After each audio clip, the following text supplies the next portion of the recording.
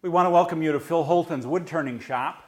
One of the things I discovered when I was first wood turning and looking at woods in this area is some of the prettiest woods, like this is Carragana, never gets much bigger than this, but it has beautiful color. So I kind of developed a kind of bowl I called the wing bowl.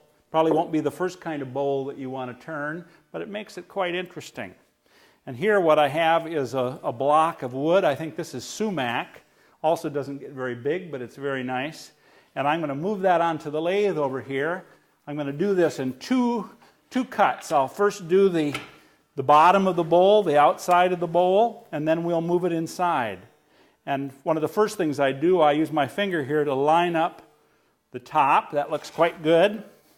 So that we, when we turn the bowl, it lines up at both ends. It'll look pretty silly if it doesn't. Okay? Now again, this isn't probably the first kind of piece that you want to turn, but it works quite well. Nevertheless. Okay, so here we're going to come cutting across here. I can't see too well what's going on. It'll get clearer as things go along.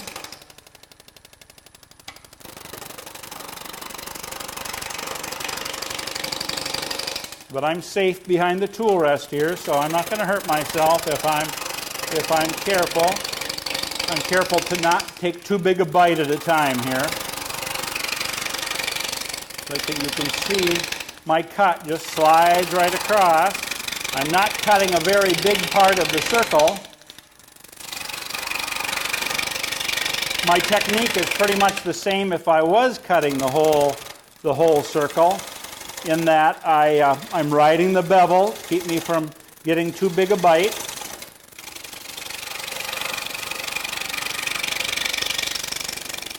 You see, I'm coming around here like this.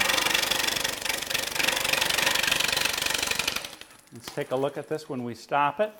So this bark is not going to stay on, so I'm going to pull this off. You see we're starting to get that shape. It's starting to break off just a little bit here at that end. I'll try to be a little gentler with that.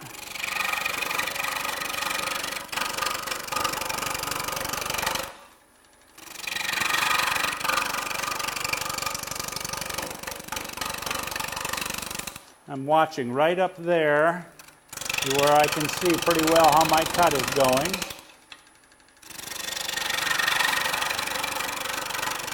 And as I get toward the outside, I'm going to lighten my cut up quite a bit.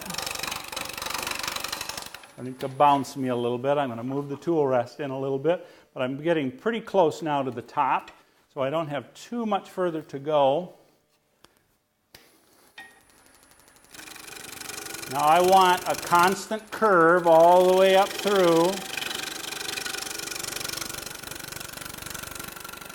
So I'm watching that curve. That's the most important thing for the shape, is that I get a curve that's very consistent. And we're getting quite close. It's a very skinny piece out there at the outside. So we're going to kind of keep trimming back. We're just about there now to the top. And when I get up here, it takes me a little while to sand this. And I'm not going to sand this while you wait, but instead I'll switch to the other side. Okay? So then right down here at the bottom, I would do just a little bit more work here to get a round shape. And actually I would make, I'm not going to measure this right now, but I would make a little dovetail here to hold my chuck onto the bottom.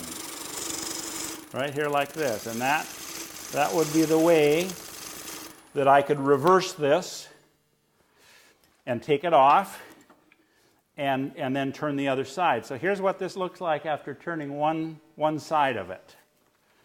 Okay, now I'm going to pull this out of the way, knock my center out, and I've gotten another piece that's halfway along. So the next thing I'll do will be to put that piece on.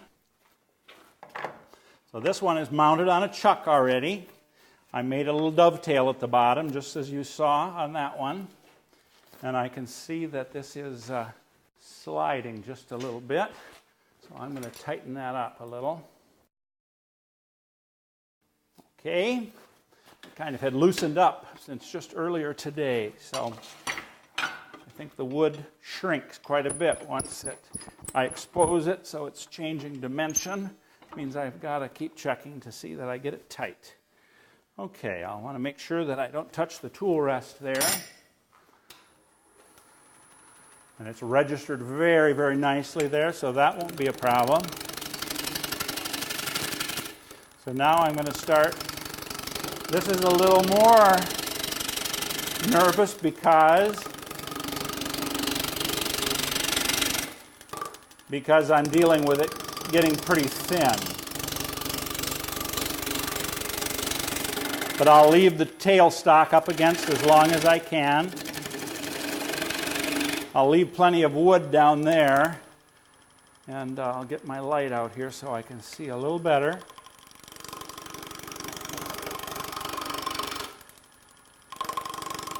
So it takes a good imagination. I'm almost having to imagine where that edge is so that I can cut it.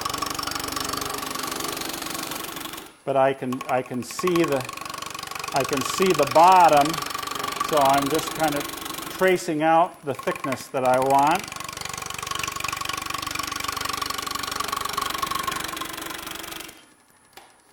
And again, I'm leaving quite a bit of thickness down here that I can see. See, this is getting kind of close to where we want it. I'm going to take a couple more cuts there to get my final cut. And I'd say our final cut is probably about 3/16 of an inch.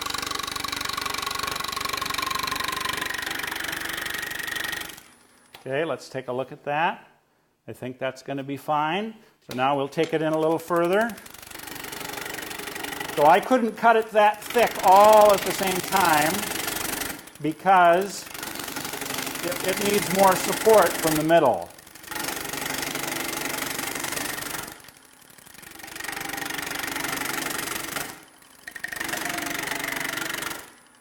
Okay, now we'll finish this next stretch in. Okay. Okay, so now I'm going to pull the tailstock off, and we don't have very much more cutting to do.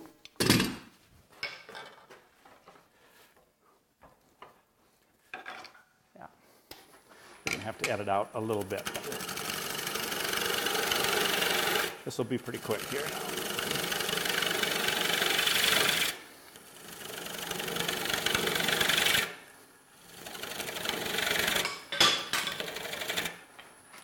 Okay, now we'll start thinning it up a bit more, as we are with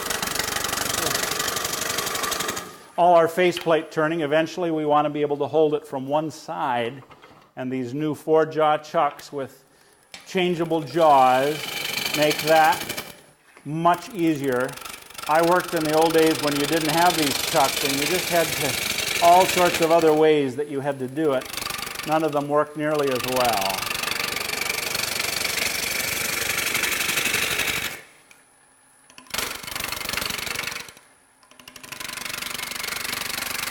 Okay, that's pretty much our last cut down to the bottom. Better be careful not to tear that middle out. Really slow that cut down a lot. I'll have to do some more sanding on this, but I think that you'll find this is going to be quite a neat little bowl that we've turned. So thanks a lot for coming to see me make a wing bowl at Phil Holton's wood turning shop.